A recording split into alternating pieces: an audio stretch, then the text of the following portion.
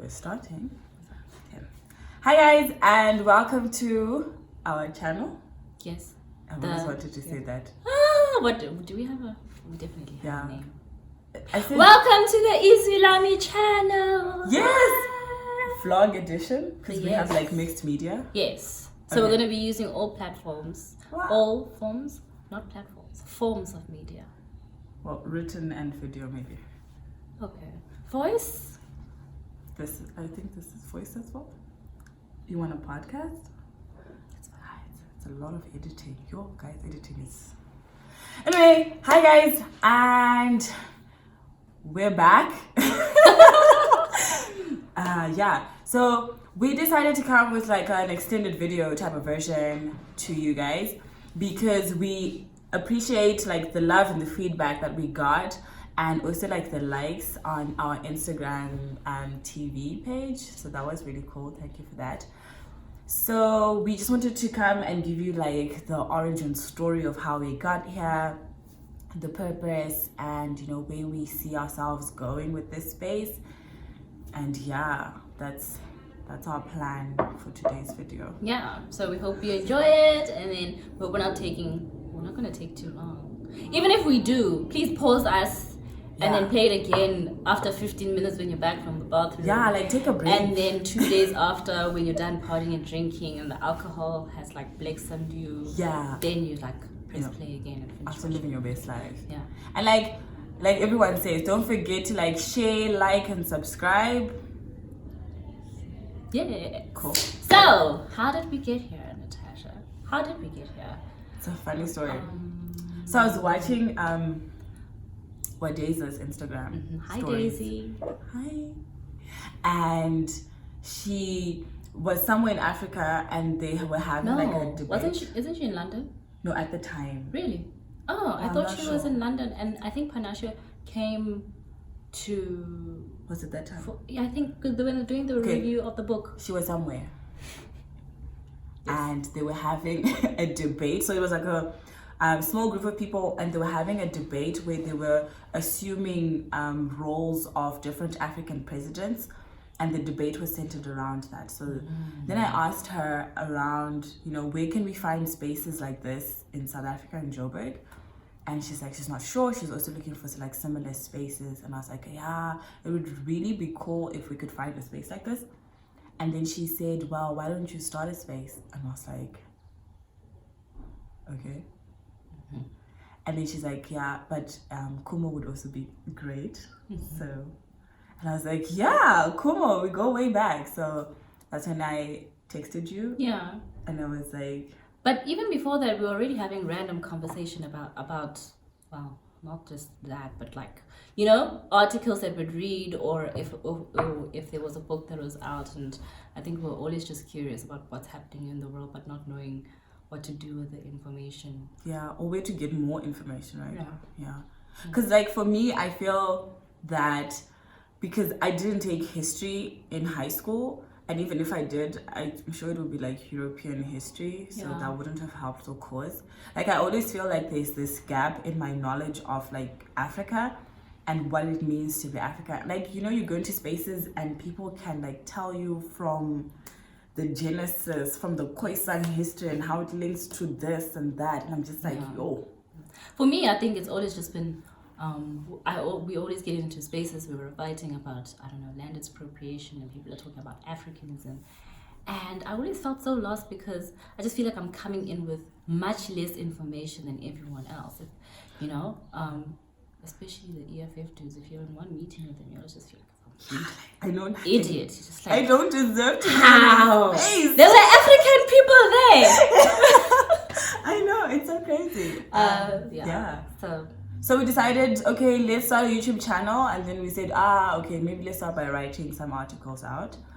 And we wrote the first piece, which was The Birth of Izulami, where we pretty much just went into a series of asking questions to say, you know, who has the right to be called African?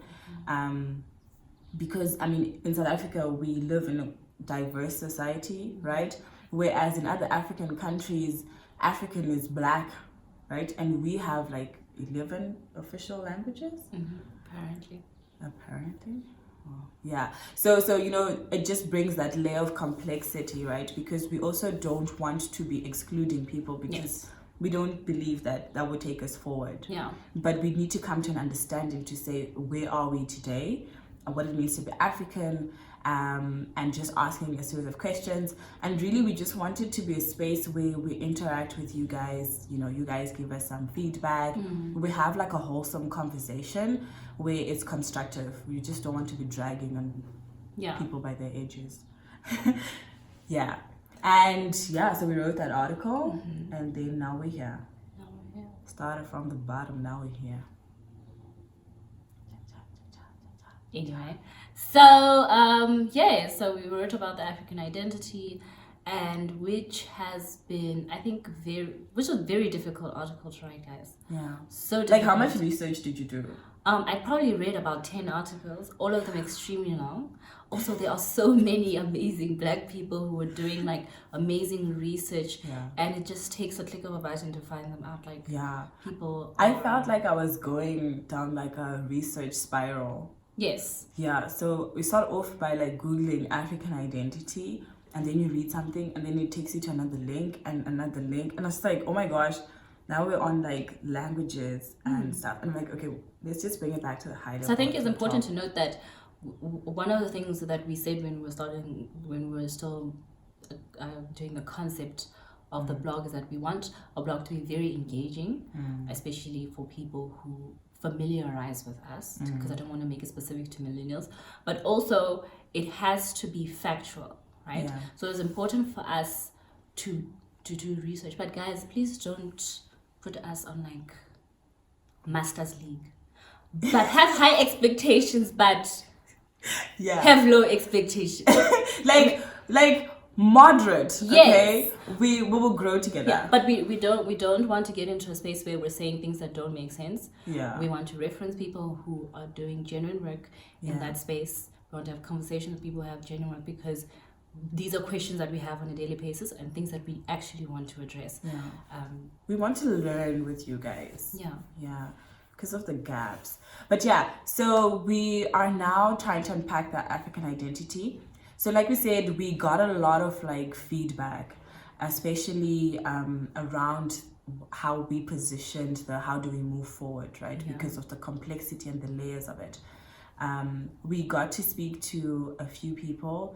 And for me, I found it like over and above the research and the reading, it was quite an emotional experience because, getting to ask people if they identify as African, and you could tell that, they were a bit nervous to answer that question because they felt like they didn't have the right. But they were saying that whenever they leave the continent or go to other African countries, then they're so proud to say that they're South African and they're from Africa. All that stuff. So I found that quite disheartening to a point. But I don't know. I've always assumed that I don't think I'd want to mention that I'm South African in another African country. Why? That's weird. It's strange, but I always feel like I'm starting to feel like there's a negative connotation attached to it, that we sometimes assume that we're African, but not as African as everyone else. Yeah. So backstory, I'm originally from Zimbabwe. I was born there, and I moved to South Africa when I was 10. And Kum was like OG. Yeah, and like South Africa. I've been here. She's been. I've been here.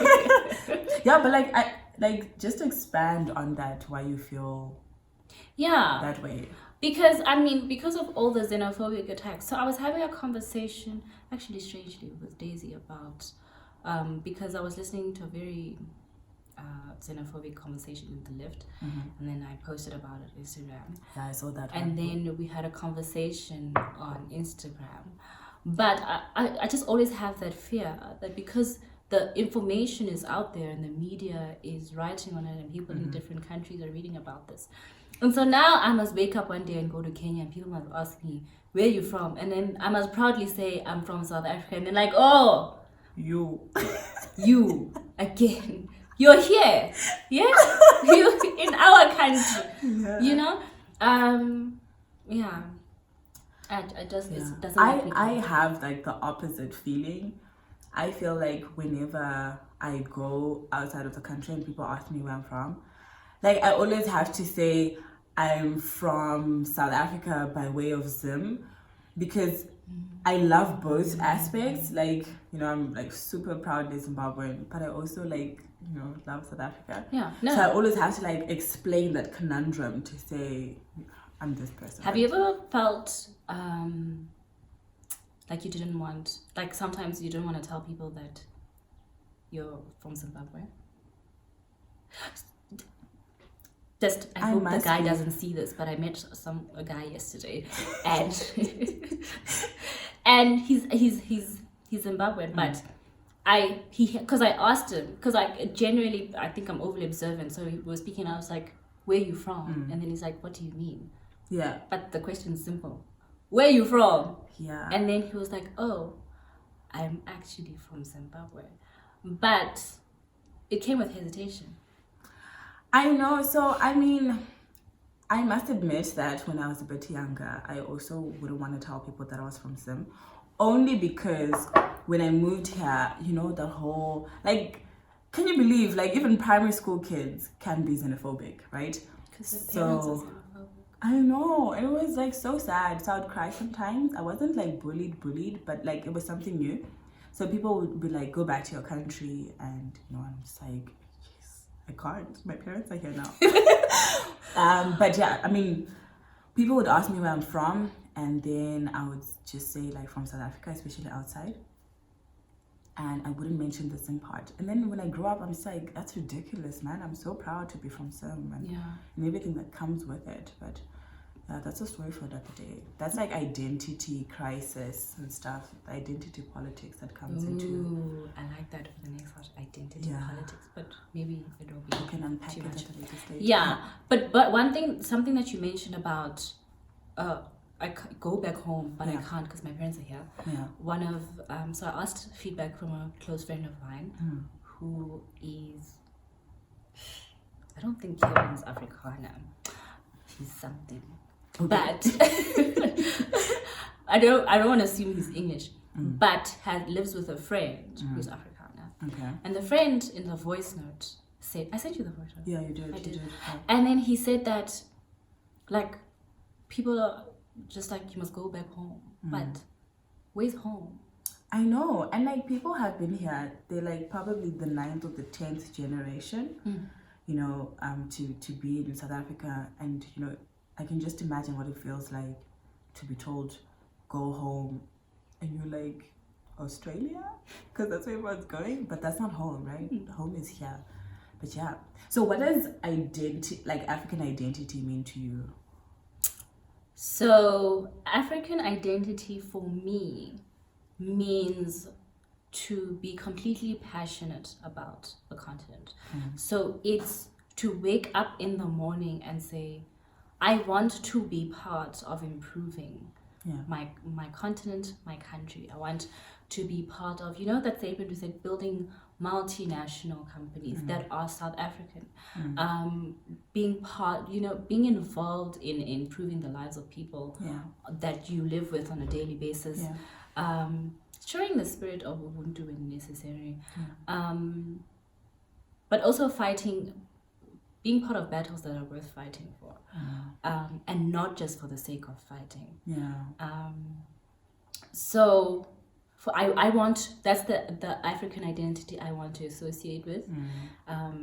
I don't want to associate with being exclusive, with feeling like this country belongs to me or a certain particular group of people, because I mean, that won't particularly get us anywhere, and it's not a solution for improvement, because after you've gotten what you want, after you've chased out everyone you want, okay, now we're here, what now? Yeah, you live to like nothing. Yeah. And I understand the concept of like we will rebuild, but okay.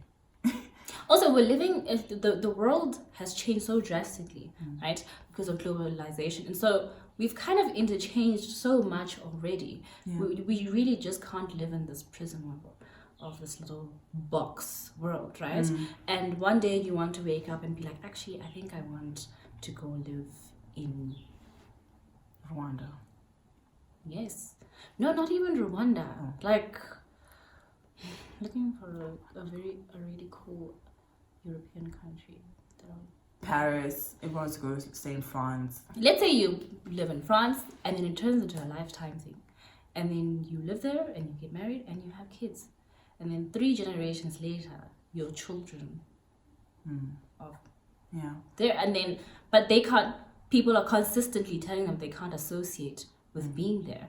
But that's their identity and that's what they, but I'm just saying the world is changing so much and we need to keep up with that and keep our minds kind of open. Yeah. Yeah. I think for me, like when we were going through the research, right? Besides it being emotional, right? I mean, we've already covered that aspect. I think the element of diversity should always be forefront, right? Because long gone are those days where we just ascribe to like pro-blackness. And I mean, like we said in the article, it's valid, right? And it has its place. But in terms of the identity thing, because it's such an unseen thread that is woven into society, we know whenever we are making decisions, it's something that comes to the forefront.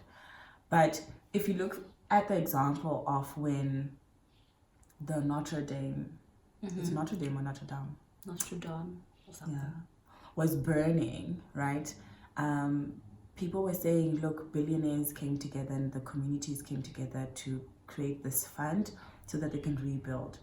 And what saddens me is when there's a crisis in North Africa, you know, we are just Kind like, of same spirit. let them die. Shame. Yo, it's so rough So out there. sad. Africa is Right? so rough. And I think like there are also like different lived experiences within Africa that we also need to be cognizant of. So one of the stuff that we got back as feedback was someone saying that the problem with the African identity is that you have like a section of people that don't even want to identify as African, and that's like, you know, further up, because they just feel that because they're not black and they're probably like they're like Afro-Arabs, they will not be African. And we're like, yeah, but I mean, those are not the people that we're trying to talk to, you know? We want to build an Africa with people that identify and want to see Africa grow, right? And are passionate for the development of Africa. I think those are the people that we actually want to engage. Everyone else, it's fine. You can leave, you can stay, don't participate. Don't be involved in the conversation. Yeah, but we're going to continue, we're going to grow, right? Yeah, but for me, African identity is really just something that's internal to you and something that you want to do because you want to do it and something that you're passionate about. So someone asked me the question when I said being African is you're living here, but you're not here. Yeah. So he was like, okay, but he feels like you can't be African if you're not born here. Oh, no. The question was, can you be African if your, I don't know, forefathers are not originally from here, right? Yeah. But why not? We're really big on ancestry as Africans, I suppose. And I get it. Like, I get it. And it has a place, right? But, like, it goes back to that conversation we were saying, you're the 9th generation in this country. How are you not African? How can we exclude you just because your forefathers originated from South America? So maybe we need to establish the basis of, because I also asked the question, okay, so once you establish that Natasha's forefathers are not African, therefore she can't associate as African, what are you going to do with that information? Like, yeah, what now? Why have you consumed this information? Like, why have you taken this data and compiled it? What are you going to do with it now, right? Besides making me feel like a... Yes, because if you're going to use that information to, I don't know, for a particular purpose that we had to find out that Natasha is the 4th generation, therefore not originally from Africa, so that car does not belong to her, actually has been given to the person it rightfully belongs to. Maybe. Is that why we're consuming all of this information? What is the importance of it? Yeah. And I think we have to be very careful to not consume information that is going to lead us down a divisive path, right? It has to lead us. So, like we said in the article, that the 3 things that we think are important to move forward as Africans is around the shared values, the history that unites, and as well as having a common future goal. So, it's really important to understand the history, and I get that, right? Because there's a lot of pain and like nuances that come from knowing that, to understand the present day. It's like when you get into a relationship, right, and someone doesn't like texting, and you're like, I don't understand why you like texting, whatever. Person is lying. But you need to understand who they are, like what drove them to this point today, right? So that you are able to have like a healthy relationship going forward, whatever. So it's like that. So we need to understand each other's history, and I think the onus is on us to actually go out and look for that information, because it's not being taught. Sorry, no, I just thought about something. Remember that the time when we were doing we were brainstorming. Yes. And we were talking about, we actually need to find that article somehow, right? Of how maybe your forefathers who actually don't even originate from South Africa, and maybe your grandfather's grandfather migrated from the Congo. And so, I mean, I think that's mind-blowing information, because you finding out that you're actually, by the root of it, not even from like South Africa, and just like holding so tightly, but to you're the holding South Africanness. I know, maybe you're actually like part Nigerian, but you don't even want to see Nigerians. But so the history is really important. History is very important. And we also mentioned the shared values. I think, like, as a person, you just have like a normal values that you live by, and they should be like good values, guys. Don't go out there and be trashy people. What shared values do you think we have, like common shared values? I think like the Ubuntu one, I think, is the strongest that comes across. And for me, I also like, when you go like outside of Africa, you don't even have to say anything. The moment someone says, I'm from Africa, suddenly there's this attraction, like a unity. It's unspoken, and you just become like close. If you decide to not be friends, it's because they're really like bad people. But it's like this unspoken thing, in terms of values. We just understand each other, that you're supposed to help my brother when you're down and stuff, and not this thing where we're trying to just isolate ourselves, because you never really get to the top one man. Never. It's a collective of people. So I think it's like a culmination of things that we share as values, spoken or unspoken, but we know what that means. And it's so hard to put into words, but when you're African and you're proud, you know what we're talking about. Also, reminds me when I went to Kitchen Vibes, guys. Go to Kitchen Vibes. I know, maybe if you saw my videos, maybe alcohol was in my body, but it wasn't about the alcohol. It just about the space is so welcoming. Like, it's a restaurant, but we were standing up on the tables that were sitting on those cute tables and dancing from where you were. There was a whole a Nigerian family that was there, and they were loud, but it was amazing. We were also just so free to just be ourselves, to be loud, to not be loud, to dance to stand up and dance on the table where you are, even if it's like a decent restaurant, or to sit down, and to eat your food the way that you want to eat. I don't know, and like, it might be stereotypical to say that Black people in general are loud, right? But the fact that we understand how you need to be at a certain decibel level. I think maybe we're expressive. Yeah, exactly. It's like some things you can't say, like English. It's like a shared common thing that comes through. That maybe that's maybe one of you the disagree. things. Well, I definitely don't disagree. I'm loud. She's definitely loud. I'm out here. But and then the last thing that we mentioned was around coming together for a common future goal, right? And this is just, we need to build each other up.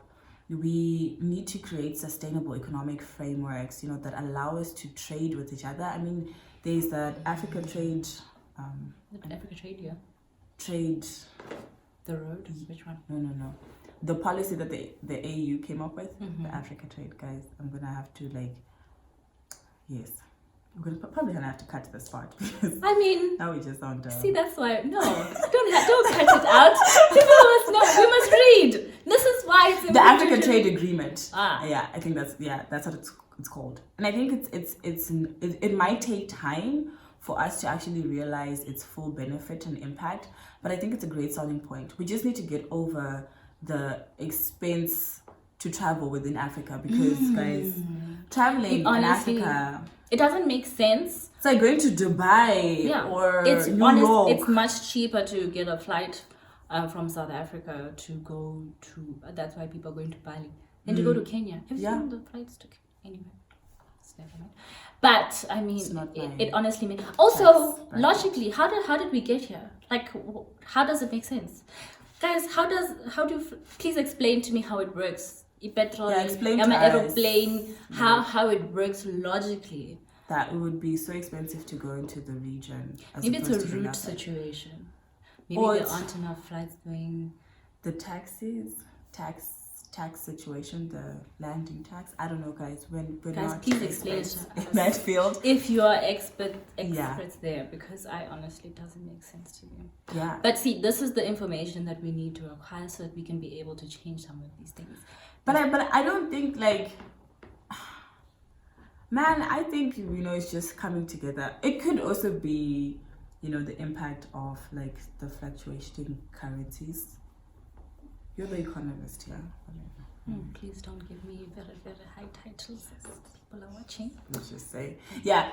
So, I mean, for me, like I said, African identity is all about what you feel inside, how you want to come to the table and contribute. Looking at understanding the history, the values, as well as working towards, a great and bright future.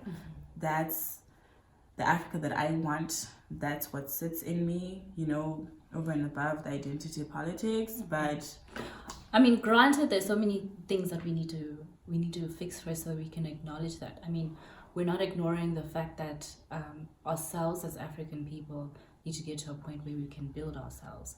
And I think we didn't get to a point of feeling like it's necessary to exclude people if it wasn't for the pain and the trauma that we've experienced as Black people. The trauma and pain that our grandparents and our parents, and that was transferred to us, right? And so some of these conversations are really important to have, because sometimes people don't acknowledge their privilege and don't acknowledge that certain processes are necessary. Yeah. We can't be having a BEE conversation if you're not willing to acknowledge that systematically it's really an important process that's supposed to be happening. I mean, because you mentioned privilege, right? And it's not just privilege in terms of skin, color, and race and stuff. It's privilege in BEE as a concept is amazing, but execution, there's a lot of corruption that goes into it, right? And then it makes it seem like it's not working, because I have a problem when, you are meant to be in a certain position as a person of color, but then they put you there because they know that you don't have a voice. And you don't have enough skills, but they do it for the points.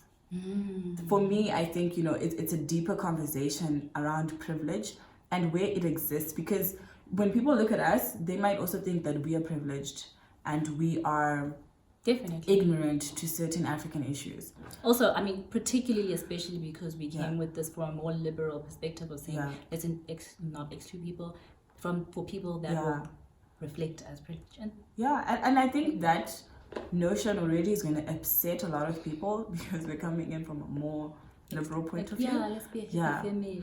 But guys, we're here now. We have diversity, especially within the South African context. It's the question of how do we move forward. People need to definitely acknowledge their privilege, and we can't act like apartheid didn't happen and all those things didn't happen to people. 400 years of colonization. We can't ignore that, but we need to start making progress. and moving forward. We can't be having the same conversation, guys. Year in, year out. It upsets me. I love that expression. It upsets me. I mean, maybe we will be having the same conversation, We are, but for a we long can't time, always actually. be stuck in the same place, right? So I think I always say when someone starts saying something, whatever it is, I'm just like, why are you telling me this? Like, what is the point of it? Like, get to the point. You're telling me this because, and that is important for you to acknowledge that. Why are we having this conversation? Even in our nice times when we start talking, you know, when people are drunk, and after 30 seconds, it starts the African conversation. But once that conversation is had, why? We're always having these conversations, guys. Yeah, but where's the action? But to what end? Yeah. You know? Yeah. No. Because Monday you're gonna wake up and then You go back still into the same. routine. We need still the same change. processes. But also, then the question would be, why is it my responsibility? Why is building this African narrative, this African identity, my responsibility? If not you, then who? Who must do it for you? Guys, we need to stop this bystander apathy notion. You need to put in your weight. We all need to put in our weight. And yeah. Yeah, so that's African identity. You know, our thoughts on it. Read the article. I mean, and we're not. Have a link in the description box. There's so many things we could discuss about this. I mean, maybe Yeah. that we need to discuss even in future, but just like identity crises that we experience, maybe even as Black women, Yeah. as women.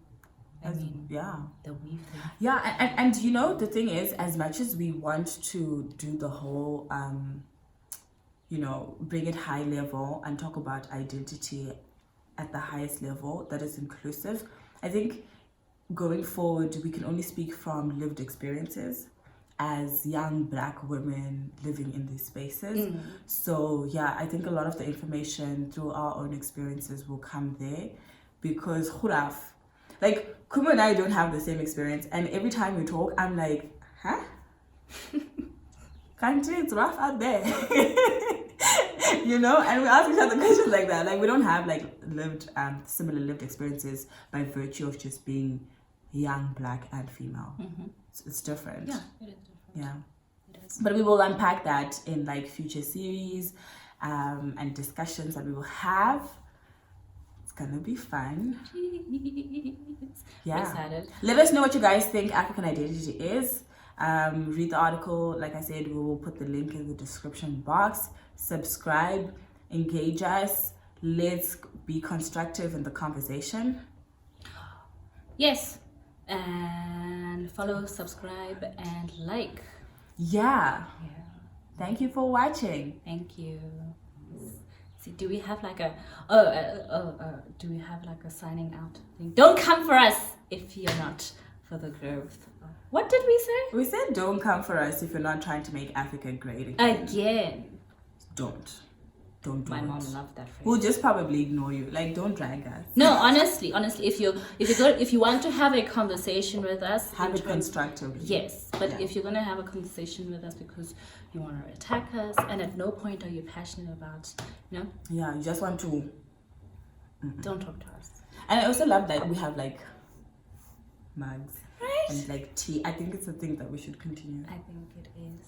Okay. Bye, Okay. guys. Bye. Thank you for watching. Thank you for listening. Shine. See you. Natasha's leaving me, but that's a conversation. Yeah, I know. And I'm leaving her with my plants. But okay, guys, we'll have a chat about responsibility. Do you see how happy I am?